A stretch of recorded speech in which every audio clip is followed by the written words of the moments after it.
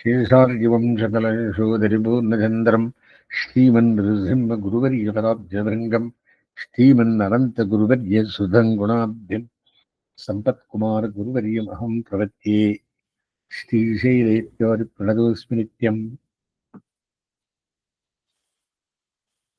பூர்வாச்சாரியால் ஆத்மா என்றால் என்ன, அதுக்கு எத்தனை இடங்கள் இருக்கு அப்படின்னா தப்பு தப்பான்னு சொல்றவா நிறைய பேர் இருக்கான்னு நேற்றைய தினம் சொன்னார். 23ஆம் கரணங்களை ஆத்மா என்பார்.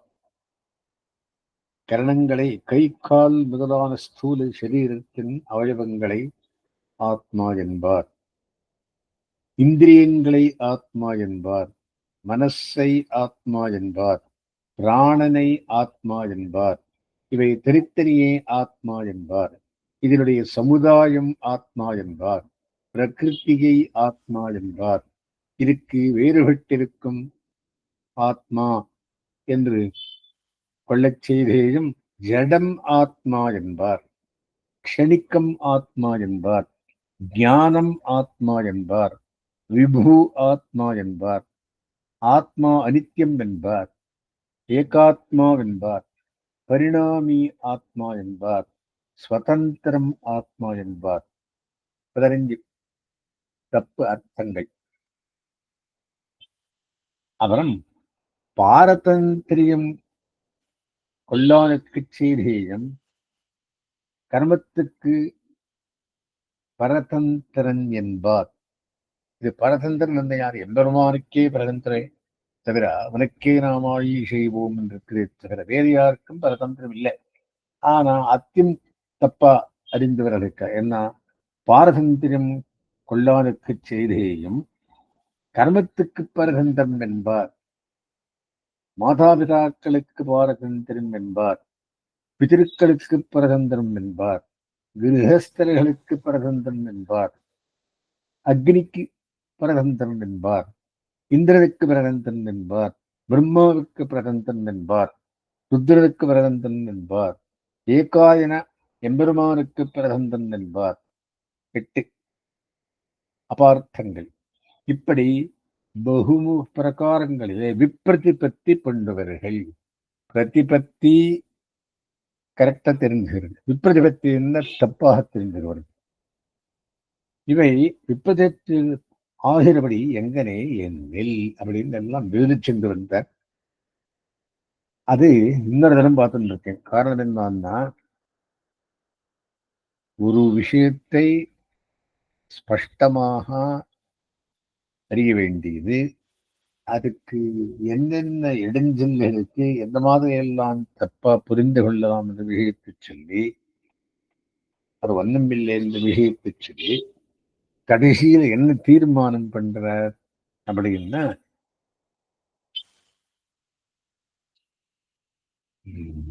என் திருவிட்டெழுத்தின் கத்து நான் உத்தரம் உன் அடியார்க்கடமை என்கையாலே ததிய சேஷத்துவமே ஆக கடவுதி. திருமாலை நானுவனுக்கு படபடியேன் என்கையாலே ஏகாயன எம்பெருமானுக்கு பிரகந்தன் அண்ணா அல்லா.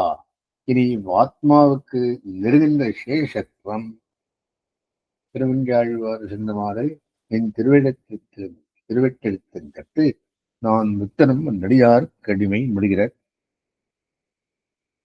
அடுத்தது 24ஆம் வார்த்தை. நேற்று சொல்லியிருக்கேன், இந்த இடத்துல என்ன விஷயம்ன்றதுக்காக சொன்னேன்.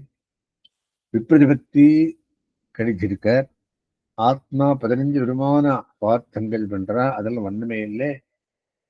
புத்தரும் உன் அடியார்க்கடமே, அப்படி அடியாருக்கு சேஷப்பட்டிருப்பதே சொரூப யாத்தாத்ம ஞானம் என்றும் பகவானுக்கு சேஷப்பட்டிருப்பதே சொரூப ஞானம் என்றும் உறுதியாக அறிய வேண்டும். இது ஒரு வார்த்தை. அடுத்தது 24ஆம் வார்த்தை.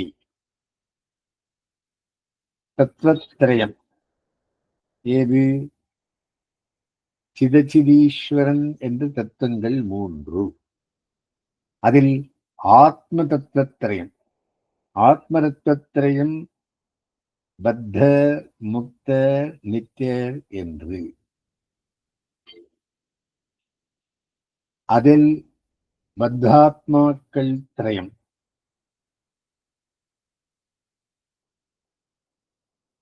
பத்தாத்மாக்கள் திரயம் அர்த்தகாமபரர், தர்மபரர், மோக்ஷபரர் என்று பத்தாத்மாக்கள் மூவகைப்பட்டவர். அதில் சேஷத்த ஞானம் உடையவர் திரயம். சேஷத்த ஞானம் உடையவர் திரயம் யாரு? கண்ணால் காணப்படும் அரசன்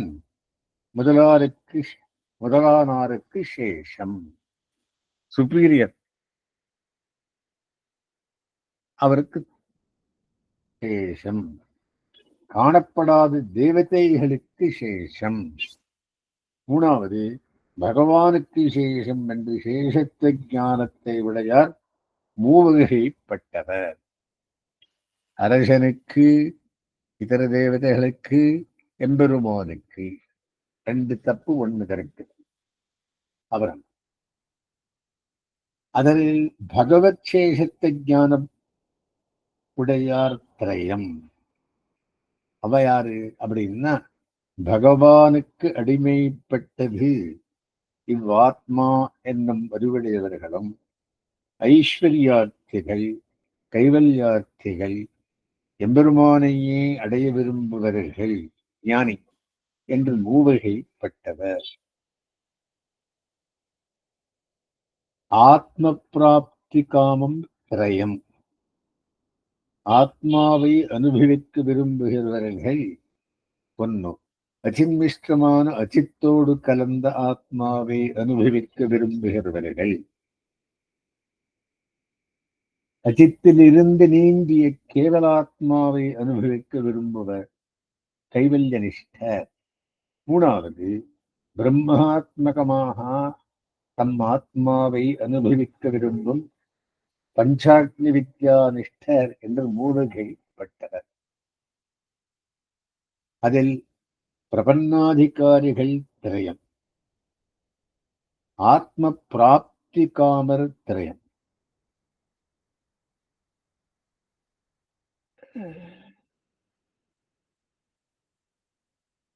முதல் வகைப்பட்டவர்க்கு துருவ நட்சத்திரத்துக்கு மேலே ஆகாஷ கங்கையின் உற்பத்தி ஸ்தானத்தை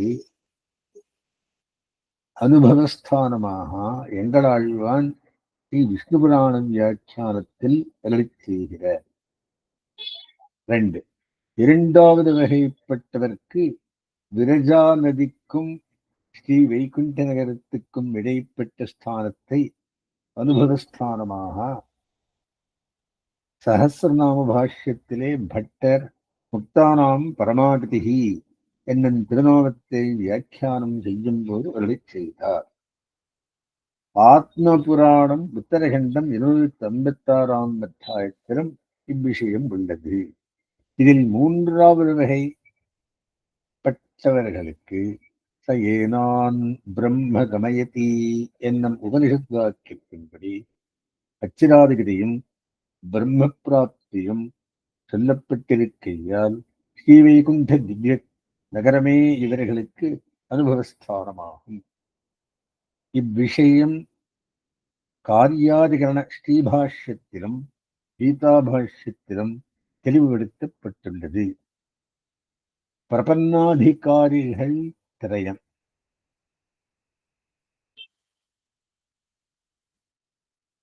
அஜானத்தாலே பிரபந்தரான நம்மை போன்றவர்கள், ஸ்வரூப யாத்தாத்ம ஞானத்தாலே பிரபன்னரான பூர்வாச்சாரியர்கள் போன்றவர்கள், பக்தி பாரவஷ்யத்தாலே பிரபன்னர்களான ஆழ்வார்களை போன்றவர்கள் என்று பிரபன்னாதிகாரிகள் மூவகைப்படுவர்.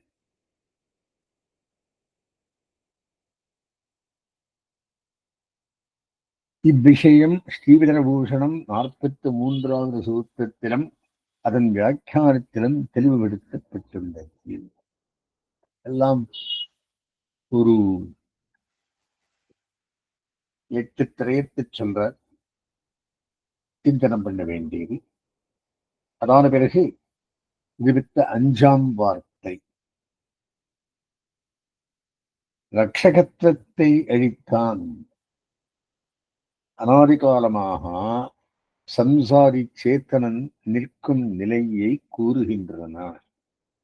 இதற்கு பரிகாரமான உய்வுபாயம் இருக்கும்படியை சொல்லுகிறது. ரட்சகத்துவத்தை அழித்தான். எம்பெருமானை ஒழிந்த பிறரையும் தன்னையும் தனக்கு ரட்சகர்களாக அபிமானிப்பதன் மூலம் எம்பெருமானுடைய ரட்சகத்துவத்தை அழித்தான். உனக்கும் நாமாழி செய்வோம், மற்றொருவருக்கும் நாமாழி செய்வோம் என ரட்சகத்தை அளிக்கிறது அப்படின்பார். விக்கிரகத்தை அழித்தான்.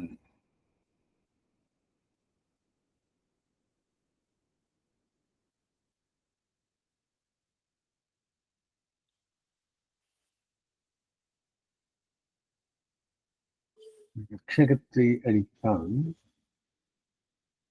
அப்புறம் சேஷத்துவத்தை அழித்தான் அப்படின்ற இரண்டாவது.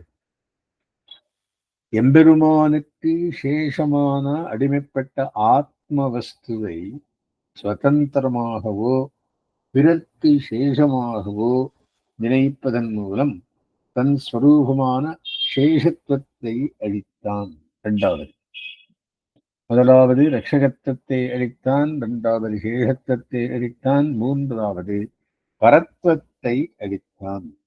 பரத்வத்தை அளிக்கையாவது சகல சேதனாச்சேதனங்களை காட்டிலும் எம்பெருமான் உயர்ந்தவனாயிருக்க மற்றொரு தெய்வத்தை அவனுக்கு சமமாகவோ அவனை காட்டிலும் உயர்ந்தவனாகவோ நினைப்பதன் மூலம் எம்பெருமானுடைய பரத்வத்தை அளித்தான். அவன் விக்கிரகத்தை அளித்தான் எனில் எம்பெருமானுடைய திருமேனி ஐந்தரஜாலம் போலே பொய்யானது என்று கூறுவதன் மூலம் அவனுடைய திவ்யமங்கல விக்கிரகத்தை அளித்தான். அருளை அளித்தான். எம்பெருமானுடைய அருளே இயல்பான மோட்சோபாயமாயிருக்க மற்ற தெய்வங்களின் தன்முயற்சியையும் உபாயமாக கருதுவதன் மூலம் அருளை அளித்தான். அடியாரை அளித்தான் என்பது எம்பெருமானுடைய அடியார்கள் அவனுடைய நடமாடும் கோவில்களாயிருக்க அவர்களை தனக்கு சமமாகவோ தந்திலும் தாழ்ந்தவர்களாகவோ நினைப்பதன் மூலம் அடியார்களை அழித்தான். பந்தத்தை அழித்தான்.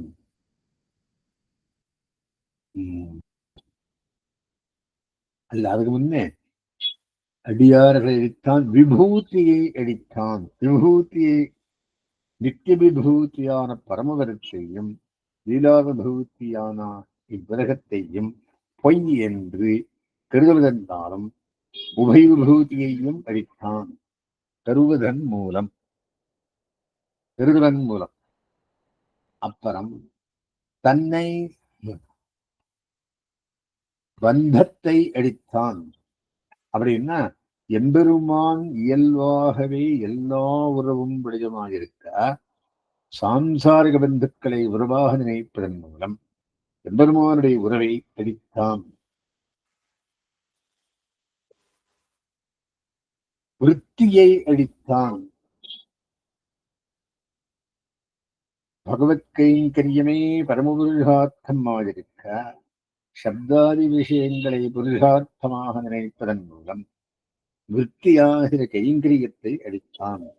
இந்த எல்லா இடங்களிலும் அளித்தான் என்பது இல்லை செய்தான், தானும் இல்லை என்று நினைத்து பிரச்சாரத்தின் மூலம் பிறரும் இல்லை என்று நம்பும்படி செய்தான் என்று பொருள்படும். தன்னை ஷரீரியாக பிரதிபத்தி பண்ணி அனர்த்தப்படுதல், தன்னை சரீரமாக பிரதிபத்தி பண்ணி உஜ்ஜீவித்தல் செய்யும் அத்தனை என்று பிள்ளை நிலை செய்தார்.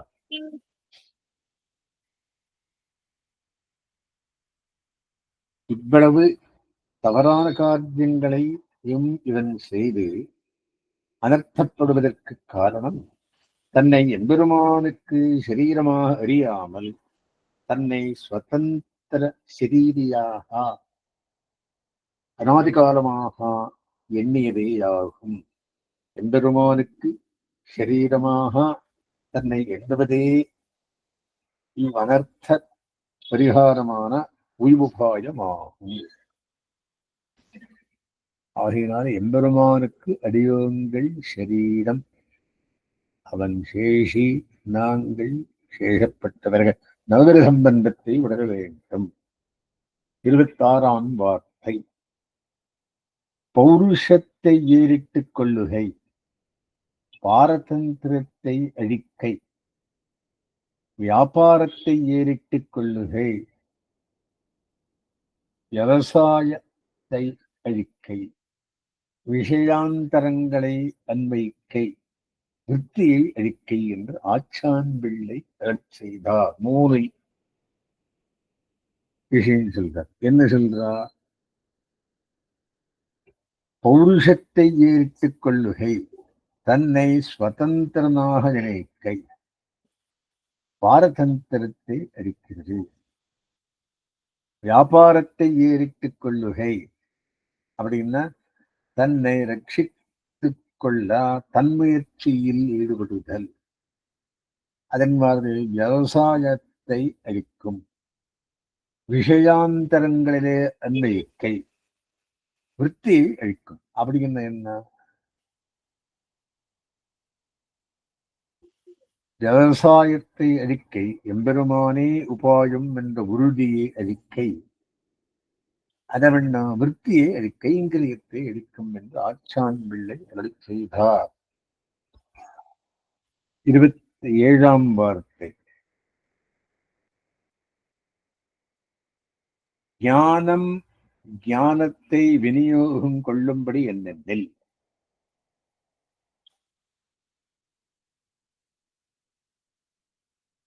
இதில் பல வாக்கியங்கள் துரூகமாயும் ஸ்காலித்யம் உள்ளவை போலும் காண்கின்றன. அறிந்தவரை அரும்பவரை எழுதுகிறோம். ஞானம் ஞானத்தை விநியோகம் கொள்ளும்படி, ஞானஸ்வரூபனான ஜீவன் ஞானஸ்வரூபனான எம்பெருமானுக்கு கைங்கரியம் செய்வதும், எம்பெருமான் ஜீவனிடம் கைங்கரியம் கொள்வதும் எப்படி பொருந்தும் என்னில், ஜீவன் தன் கை கால் முதலான அவயவங்களாலே சாமரம் வீசுவது போன்ற கைங்கரியங்களை செய்யக்கூடும். அவனும் திவ்யமங்கல விக்கிரகத்தோடு கூடியவனாய் அக்கைங்கரியங்களை ஏற்கக்கூடும். சென்றால் குடையான், இருந்தால் சிங்காசனமாம் முதலான பாசுரங்களை நினைத்து ஞானம்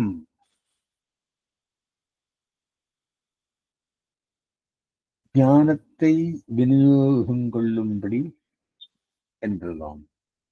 ஜீவேஸ்வர ஸ்வரூபங்கள் இரண்டும் ஞானமயமாயிருக்க, ஈஸ்வரஸ்வரூபம் சேஷி என்றும் ஜீவஸ்வரூபம் சேஷம் என்றும் எப்படி கொள்வது என்னில், ஜீவனுடைய ஸ்வரூபஸ்திதி பிரவிற்த்தி நிவர்த்திகள் ஈஸ்வராத்தியனமாயிருக்கையாலே ஈஸ்வரனை சேஷியாகவும் ஜீவனை சேஷனாகவும் கொள்ளப்பட்டில்லை. அவன் விக்கிரகத்வாரா விநியோகம் கொள்ளும், இவன் கரணத்வாரா விநியோகப்படும். ஞானம் ஞானத்துக்கு சேஷமானபடி என்னென்னில், யாதொன்றினுடைய ஸ்வரூபஸ்திதி பிரவர்த்தி நிவர்த்தி யாதொன்றிலே கிடைக்கிறது, அது சேஷியாக கட்டில்லை. இப்படி இருக்கிற ஞானத்தை அவித்யை மூடினபடி என்கனே என்னை.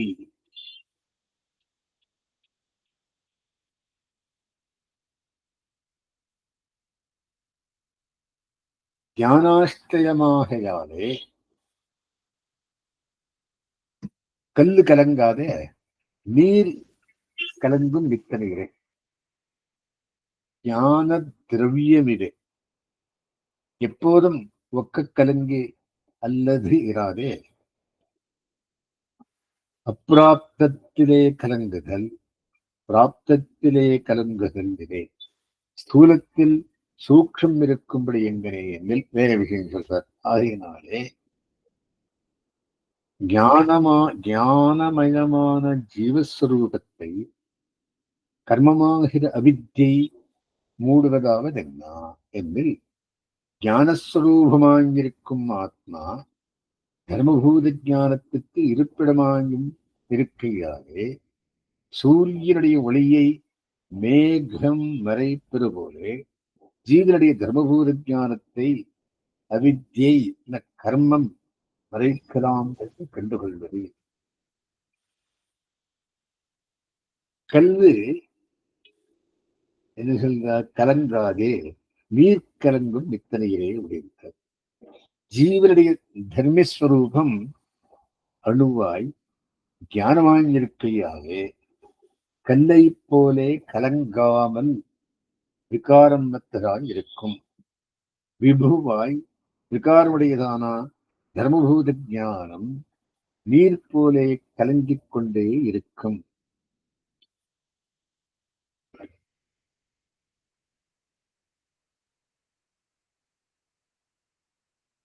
எப்போதும் ஒக்க கலங்கி அல்லது இராதே.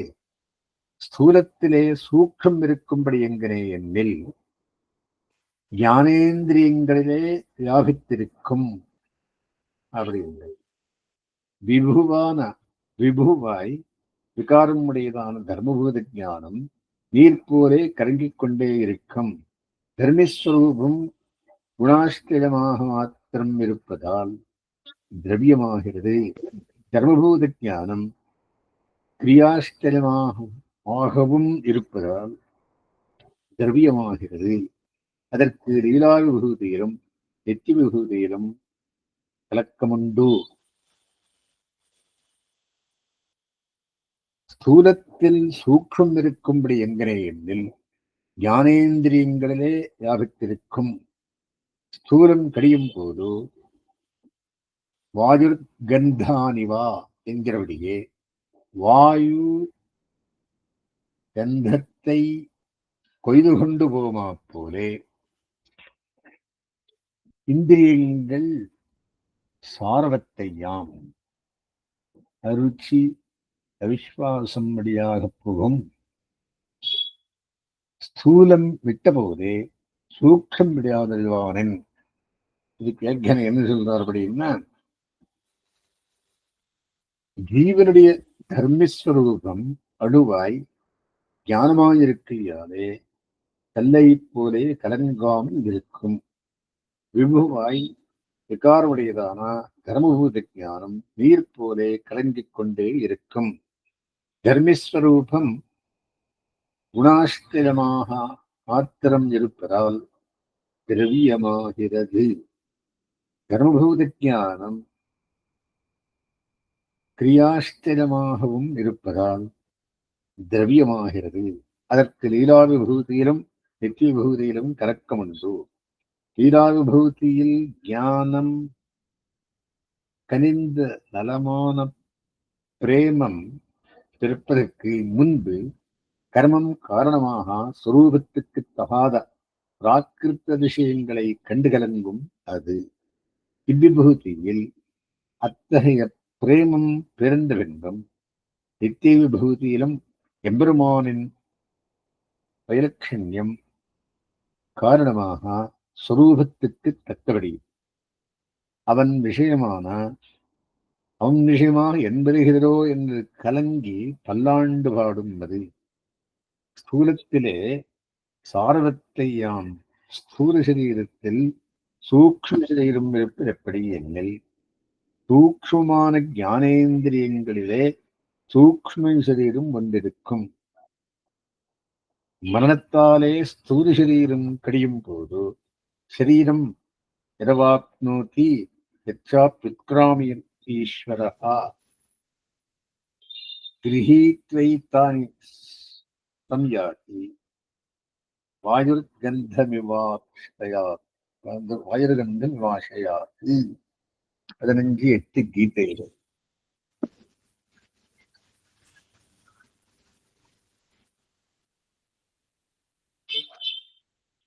சரீரத்தை நியமிப்பவனான ஜீவன் யாதொரு சரீரத்தை அடைந்திருந்து அந்த சரீரத்திலிருந்து கிளம்புகிறானோ அப்போது இந்த இந்திரியங்களை சூக்ஷ்ம சரீரத்தோட கூட வாயுவானது மாலை, சந்தனம், கஸ்தூரி முதலானவற்றில் இருந்து அவற்றில் உள்ள மனத்தை சூக்ஷ்மமா அவயவங்களோட கூட எடுத்துச் செல்வது போலே எடுத்துச் செல்லுகிறான் என்கிறபடியே வாயு மனவளையத்தில் இருந்து மனத்தை அவற்றின் ஆஷ்டயமான சூக்ஷ்ம அவயவங்களோடு கொய்து கொண்டு போவது போலே ஜீவனும் சாரமான இந்திரியங்களை சூக்ஷ்ம சரீரத்தோடு கூட எடுத்துக்கொண்டு செல்கிறான்.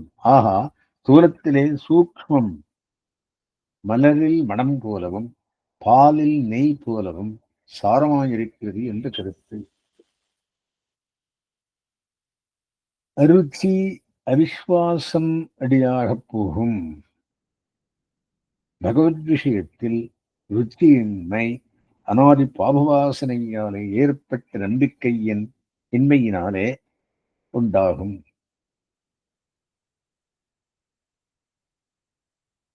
ஸ்தூலம் விட்டபோதே சூக்ஷ்மம் விடாதிருவான் என்னென்னில் பிராகிருத்த தேசத்திலே அப்ராக்கிருத்த சரீரம் இல்லாமையாலே இது யாதொரு தேசத்திலே விட்டது, அது அப்ராக்கிருத்த தேசமாமித்தனை.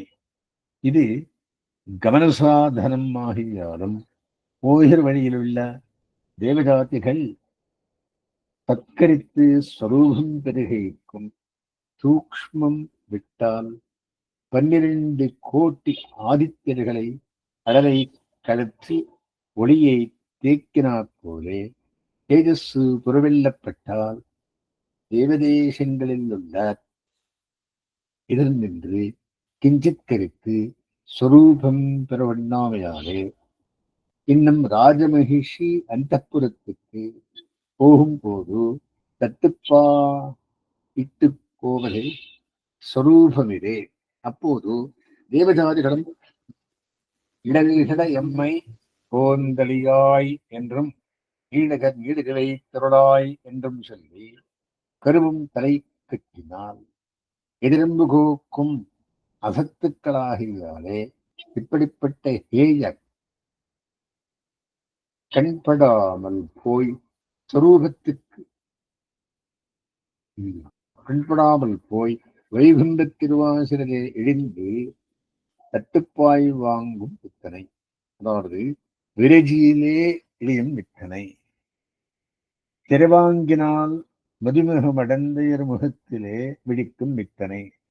சிரம் மாலாஹஸ்தாகா என்று ஸ்ரீவைகுண்டநாதனை ஒப்பிக்க கடவ அப்சரசுக்கள் இவனை ஒப்பிக்க வைத்தால் அவர்கள் முகத்திலேயே இவன் விழிப்பது சொரூபம் இருக்கும்படி ஞானமாயிருக்கும் அவனுகப்பிலே பெருக்கை யாரேவே, அதாவது அவனுடைய ஞானானந்தத்திலே இவன் சத்து கிடக்கை அவனுகப்பிலே பிறக்கையாலேயே இவனை தண்ணீர் தண்ணீர் என்ன பண்ணுகிறது. வியாக்கியானம் என்ன சொல்றாரு இருக்கு அப்படின்னா,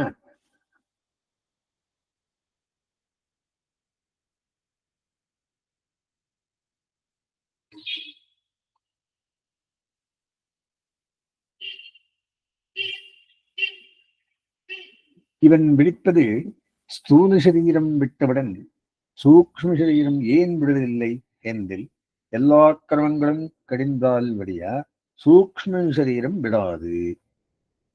பிராகிருத்தமான இந்த உலகத்தில் அப்ராக்கிருதமான சரீரம் இல்லாமையாலே முக்தி அடையும் போதும் எம்பெருமான் பிராகிருத்தமான இந்த சூக்ஷ்ம சரீரத்தை கவனசாதனமாக வைத்து அப்ராக்கிருத்த தேசத்துக்கு இந்த ஜீவனை அழைத்துச் செல்லுகிறான்.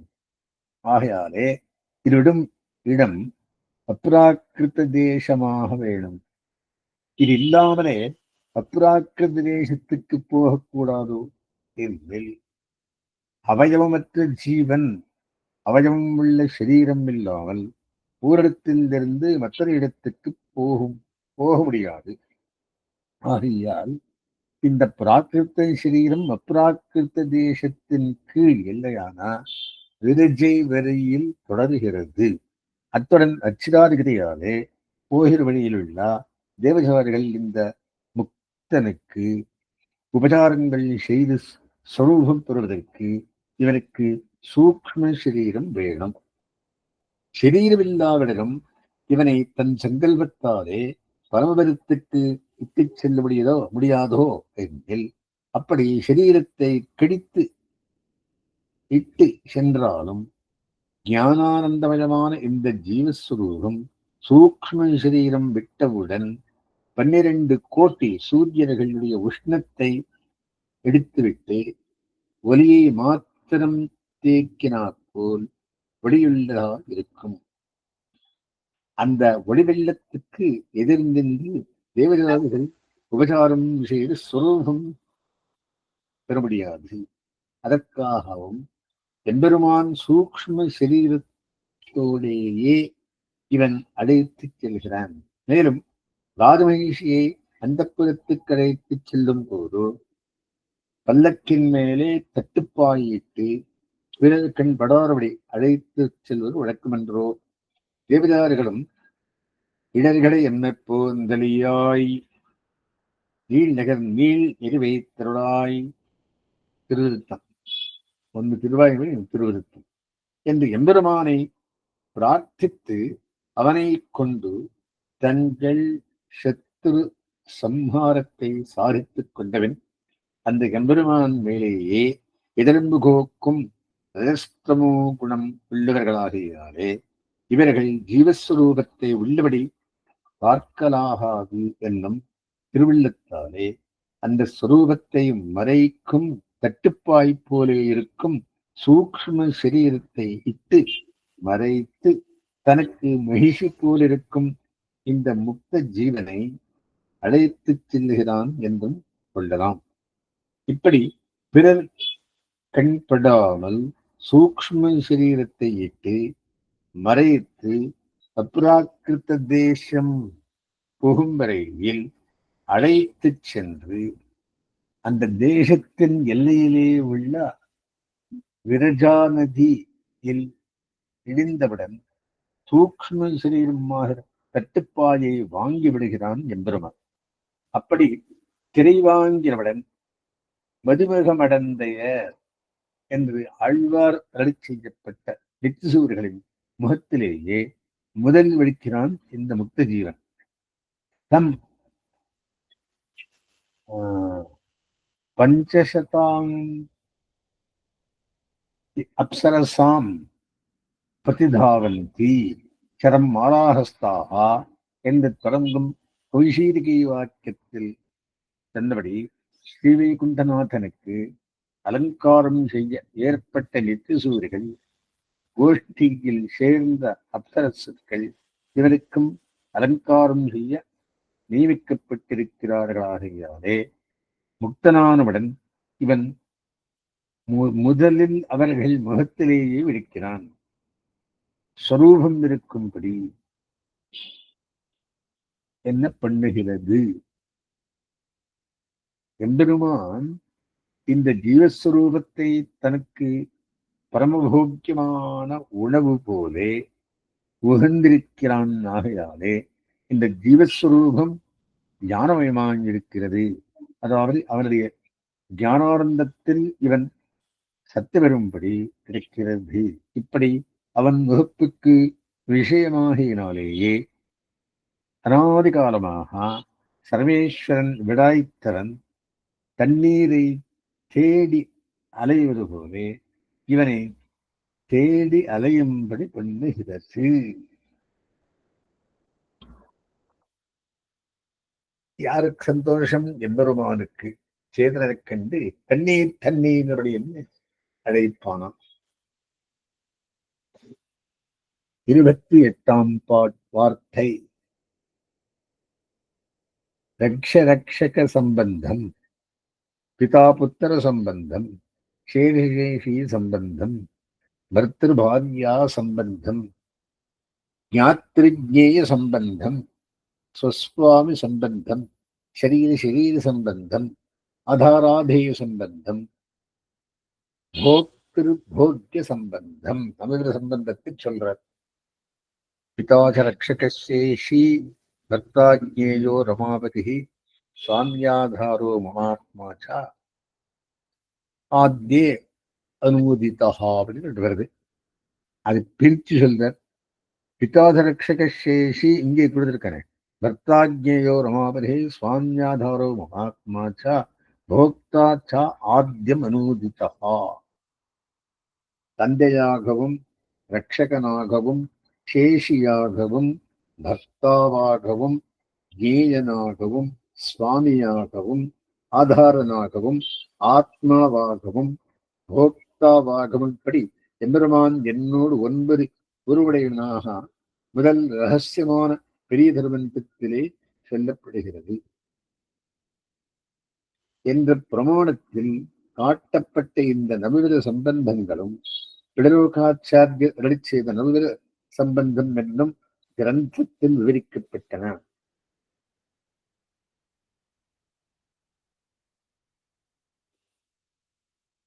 பாரதிய பூர்வசிகாஷ்டேஷ்ண சபையில் 9வது மகாநாட்டில் அக்ராசன விஞ்ஞாபனத்தில் நம்மாலும் எளிய நடையில் விவரிக்கப்பட்டன. அந்த வக்கீல் சுவாமி எழுதுகிறார். ஸ்ரீரங்கத்துல இந்த வக்கீல் சுவாமி இந்த ஸ்ரீகோஷத்தை பிரிண்ட் பண்ணியிருக்கார். மகா பண்டிதர். தத்துவசமாரம்பாம் யதிசேகர மத்தியமாம் லக்ஷ்மி வல்லபவரியந்தாம் வந்தே குரு பரம்பராம்.